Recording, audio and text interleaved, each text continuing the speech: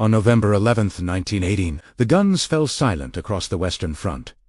The Great War was over, and to the outside world, Britain stood victorious. The Union Jack still flew over the largest empire in human history, a colossal system that covered nearly a quarter of the planet. In London, crowds filled Trafalgar Square, singing, dancing, celebrating what they believed was the triumph of civilization over barbarism. To the public eye, Britain looked as mighty as ever, the undisputed pillar of the global order. But behind the doors of the Treasury and inside the quiet corridors of Whitehall, there was no celebration. The men who no longer looked at the nation as a flag but as a balance sheet knew a terrifying secret. The victory had bankrupted the victor. Britain had fought the war on a scale of expense that would have been unimaginable only a decade earlier. To equip its vast armies and feed its fleets, the country had burned through the immense reserves of wealth accumulated over an entire century of imperial dominance. They had sold their foreign investments, liquidated railways in Argentina,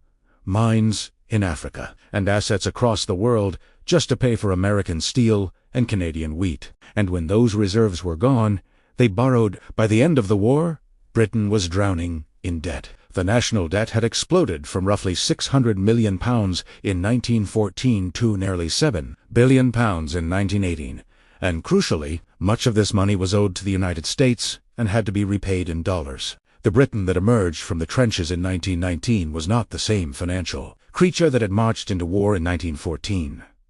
Before the war, Britain had been the world's great creditor. Now, it was a debtor. Before the war, British industry had dominated global trade. During the war, while British factories were focused on shells and uniforms, American and Japanese competitors had quietly taken over its export markets in textiles, machinery, and manufactured goods. The old engine of the British economy was sputtering. Its core industries, coal mining, shipbuilding, steel production in the north of England, Scotland, and Wales, were bloated, inefficient, and technologically outdated compared to their new rivals. But the British elite refused to accept this new reality. The politicians in Westminster and the bankers in the City of London convinced themselves that the damage of the war was only temporary, a passing illness rather than a permanent transformation. They believed that once peace returned, the natural order of things would reassert itself, with London once again sitting at the center of the financial universe. There was a desperate,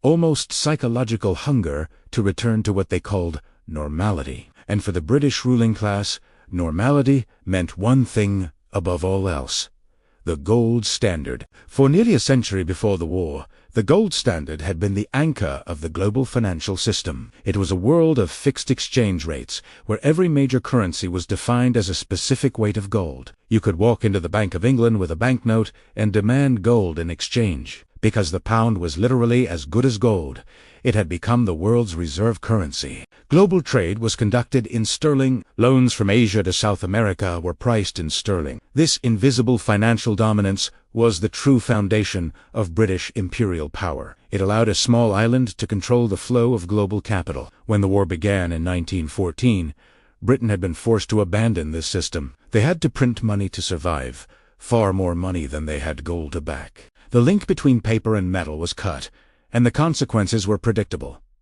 Inflation surged. Prices more than doubled during the war. The value of the pound, now floating freely on world markets, began to sink against the American dollar, which was still anchored to gold. By 1919, the pound, which before the war had been worth nearly $5, had fallen dramatically. To the men who governed Britain, this was more than an economic problem. It was a national humiliation. A weak currency meant a weak nation.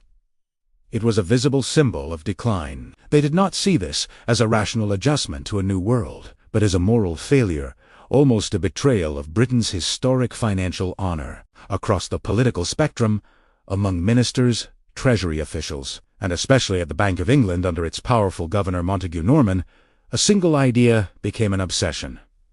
Britain must return to the gold standard, and not at any new rate. They were determined to go back at the old pre-war rate, to make the pound worth the same as it had been before 1914, as if the war had never happened. This decision was driven by pride, nostalgia, and fear. Fear that New York was replacing London, fear that the empire was slipping away. They believed that if they could just fix the currency, everything else, trade, industry, prosperity, would somehow fix itself. They did not understand that the world had changed forever. America now held most of the world's gold. British industry was no longer strong enough to support such an expensive currency. Forcing the pound back to its old value would require a brutal process of deflation. Money would have to become scarce. Prices and wages would have to be pushed down across the entire economy. It was a policy of deliberate economic strangulation. To turn the dream of a restored pound into reality, the British government committed itself to a policy that was as simple in theory as it was brutal in practice. If the pound was too weak, then the economy had to be squeezed until it became strong again. The Bank of England, under the iron-willed leadership of its governor Montague Norman, began to make money scarce. Interest rates were pushed upward, restricting credit to businesses and investors. The Treasury slashed spending, cutting back on housing programs and social support. The logic was merciless. If money was expensive and hard to get, prices would fall. If prices fell, wages would fall. And if wages fell, British goods would become cheap enough to compete on world markets, even with a stronger pound. It was a form of economic self-starvation, a nation attempting to diet itself back into greatness. By the early 1920s, the damage was already visible, while the bankers in the City of London congratulated themselves on the improving strength of the currency. The industrial heartlands of the country were beginning to bleed. In the coalfields of Wales, the shipyards of Glasgow, and the cotton mills of northern England, orders were drying up. As the pound rose, British exports became more expensive for foreign buyers. A ton of British steel, or a bale of British cloth that had been affordable only a year earlier, suddenly cost far more. Not because it was better, but because the currency had changed. British industry, already struggling with outdated machinery and fierce foreign competition, was being priced out of the world market by its own government. Unemployment climbed relentlessly. First, 1 million men were without work, then 1.5 million. The promise of homes fit for heroes that had been made to returning soldiers curdled into a landscape of idle towns and silent factories. Yet among the financial elite, this suffering was not seen as a catastrophe. It was seen as a necessary purification, a painful but righteous correction. They spoke of discipline and sacrifice, of the moral necessity of sound money. To them, unemployment was not a human tragedy. It was a statistic, a sign that the medicine was working. The real economy of workers and machines was being slowly crushed in the name of an abstract financial ideal. By 1924, the final and most dangerous phase of this experiment began with a political appointment that would echo through history. Winston Churchill was named Chancellor of the Today he is remembered as the defiant war leader of 1940. But in the mid-1920s, he was a restless politician searching for a defining achievement. He knew little about economics and admitted it openly, once remarking that when he looked at Treasury figures, the numbers swam before his eyes. But Churchill was a romantic, a man who loved history, empire, and grand gestures, and the men who surrounded him knew exactly how to speak to that part of his soul. Montagu Norman, the senior Treasury officials, and the financiers of the city whispered the same seductive message. It was Churchill's destiny to be the man who put Britain back on gold. They told him that this single act would restore the nation's honor, banish inflation forever, and return London to its rightful place at the center of the world. Churchill was not entirely convinced. Unlike the bankers, he had seen the trenches. He had a vague but sincere instinct that this policy might crush the working man and the industrial base of the country. In private memoranda he asked uncomfortable questions. He wondered aloud why the interests of finance should always come before the interests of industry. He even wrote that he would rather see finance less proud and industry more content. Troubled by doubt,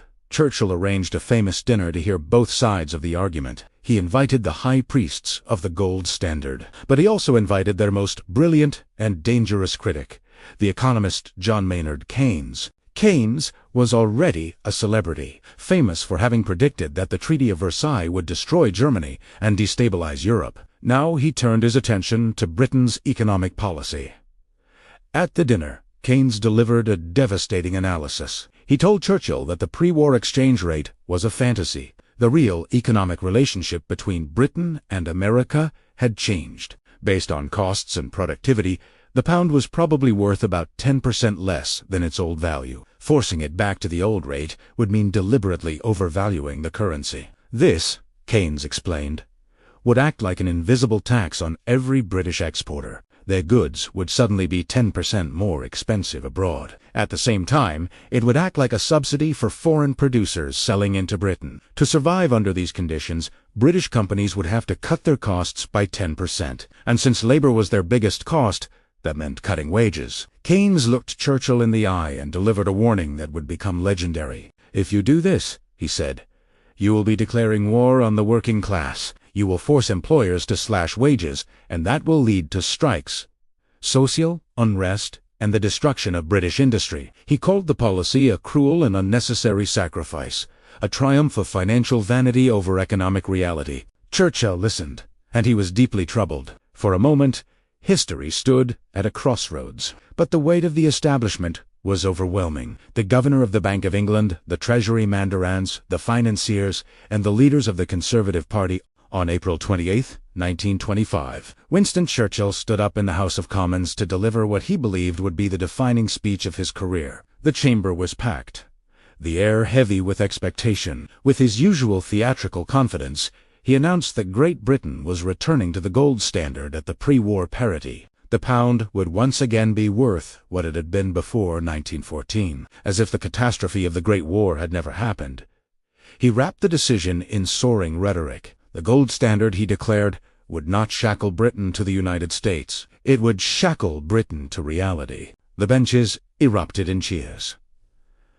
Members waved their papers. In the City of London, bankers celebrated. The Times called it a masterpiece of statesmanship. In the currency markets, the pound surged. To the financial elite, it felt like the moment order had finally been restored after a decade of chaos. But outside the bubble of Westminster and the clubs of the city, the reality of this decision hit almost immediately, and it hit hard.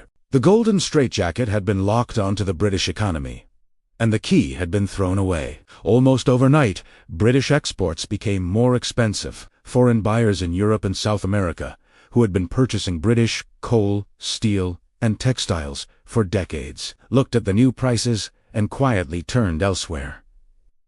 German and Polish coal was cheaper. American and Japanese manufactured goods were more competitive. The British coal industry, already operating on razor-thin margins, was pushed to the brink. The artificial 10% increase in prices caused by the overvalued pound wiped out what little profit remained. The mine owners now faced a brutal arithmetic. They were losing money on every ton of coal they pulled from the ground. They could not cut the cost of machines or transport. There was only one place left to cut: labor.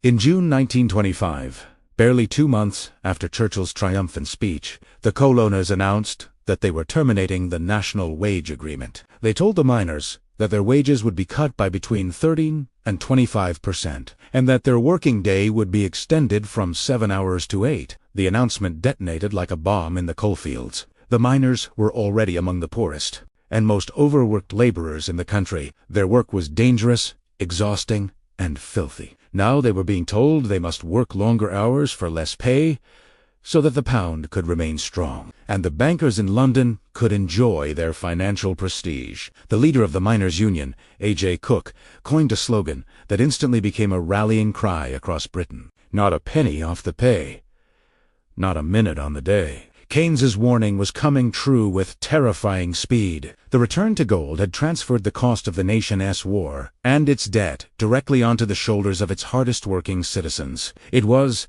in effect, a tax on the coal miners of Durham to subsidize the wine importers of Kensington. The government, realizing that a massive confrontation was coming and that it was not yet prepared, tried to buy time. They offered a temporary subsidy to the coal industry to keep wages at their old level for 9 months. It was a thin bandage on a deep wound. During those 9 months, both sides prepared for war. The government organized emergency supply systems to keep the country running without coal. Volunteers were registered. Plans were drawn up to keep transport and power stations operating. On the other side, the unions forged what became known as the Triple Alliance, binding together the miners, the transport workers, and the railwaymen in a pledge of mutual support. Churchill, watching the storm clouds gather, began to feel a cold weight in his stomach. He realized, too late, that he had been misled by the financial experts. He had believed that the gold standard would bring stability. Instead, it was bringing class war. But by now, retreat was politically impossible. To abandon the policy would be to admit total failure, to confess that the entire sacrifice had been pointless. The prestige of the government, and of Churchill himself, was now chained to the value of the pound. When the subsidy expired in May 1926, the crisis exploded. The mine owners refused to withdraw the wage cuts. The miners refused to accept them. The owners responded by locking the miners out of the pits. On May 3, 1926, the solidarity of the unions was tested, and, for a brief moment, it held. The call went out. The buses stopped. The trains halted. The docks fell silent. The printing presses of the newspapers shut down. The general strike had begun. It was the largest industrial action in British history. More than 1.5 million workers walked off the job. The country was suddenly... For a few days, it felt as if Britain was standing on the edge of something far more dangerous than a labor dispute. It felt like the beginning of a revolution. And at the center of it all, invisible, but unyielding, was the gold standard.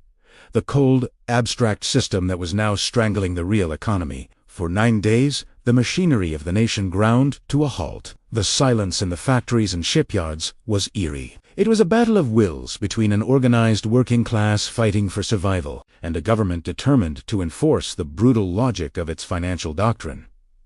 But the government had prepared well. They had stockpiles.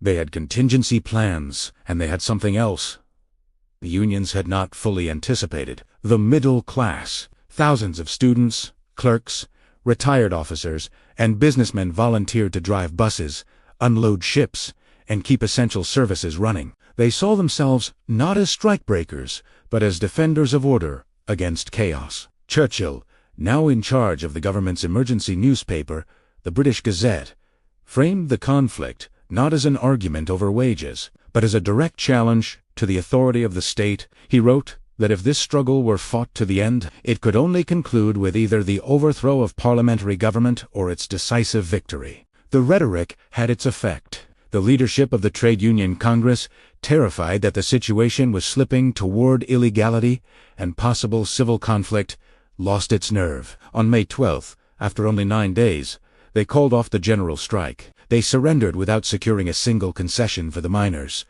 The miners were left alone, and their real suffering was only just beginning. The miners, abandoned by the rest of the labor movement, fought on alone for 6 long months.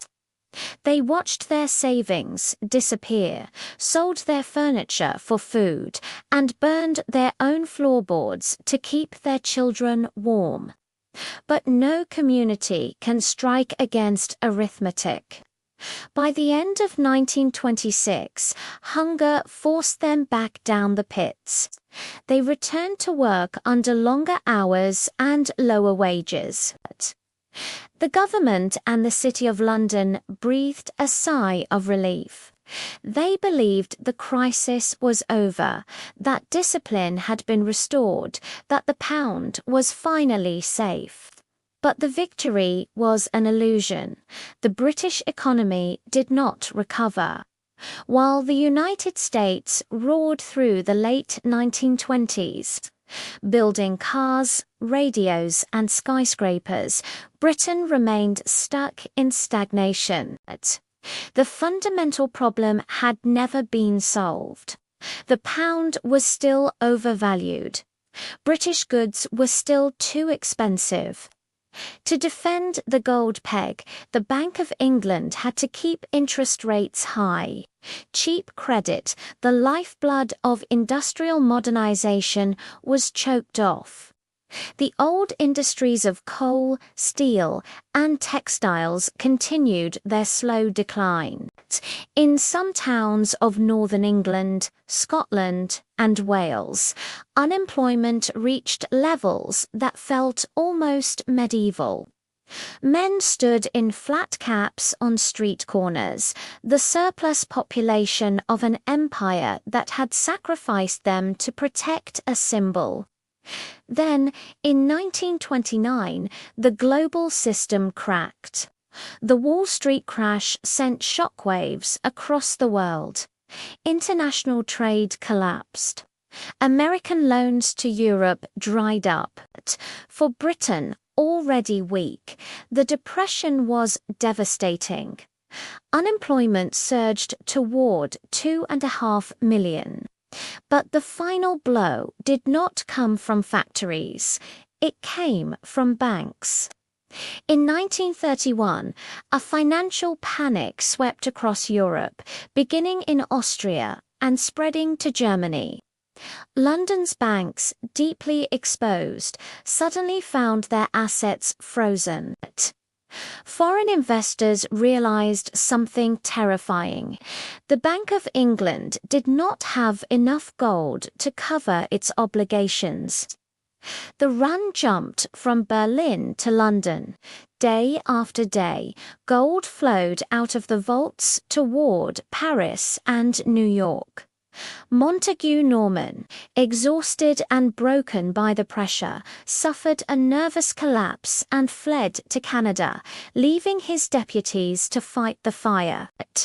The British government was trapped. To stay on gold, they were told they must cut spending, cut benefits, and balance the budget. The bankers of New York and Paris delivered a cruel ultimatum.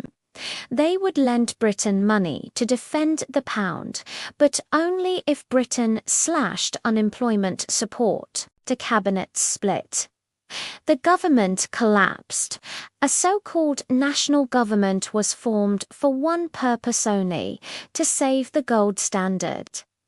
They raised taxes, cut benefits, and even cut the wages of public servants and sailors. They inflicted pain across the country to defend the number on the exchange board. And then something happened that shattered the last illusion. In September 1931, sailors of the Royal Navy at Invergordon mutinied when they learned their pay was being cut. It was a quiet mutiny. No violence, just refusal to work. But the symbolism was catastrophic. If the British state could not even command its own navy, how could it defend its currency? The run on the pound turned into a stampede. In 3 days, almost all remaining reserves were gone. On September 20th, 1931, Britain suspended the gold standard. The elite expected chaos. Instead, something extraordinary happened. The pound fell, yes, back to roughly where it had been in 1919. But the sky did not fall. The economy began to breathe. Exports became competitive. Interest rates were slashed. A housing boom began. New industries slowly emerged. Britain recovered faster than many countries precisely because it escaped the golden cage early. And with that came a bitter realization. A decade of suffering had been unnecessary. The strikes, the hunger, the lost communities, all of it had been the price of defending a symbol. The gold standard had proven that a currency exists to serve an economy, not the other way around. The damage, however, was permanent. The north of England, Scotland, and Wales never truly recovered. Ghost towns like Jarrow became symbols of abandonment. In 1936, 200 unemployed men marched 300 miles to London, asking only for work. They were refused. Extremism grew in the ruins. Britain retreated behind imperial tariffs. The empire became a defensive shell. Intellectually, the disaster vindicated John Maynard Keynes. His ideas reshaped the world. But geopolitically, the cost was greater. When war came again in 1939, Britain was weaker, poorer, and dependent on American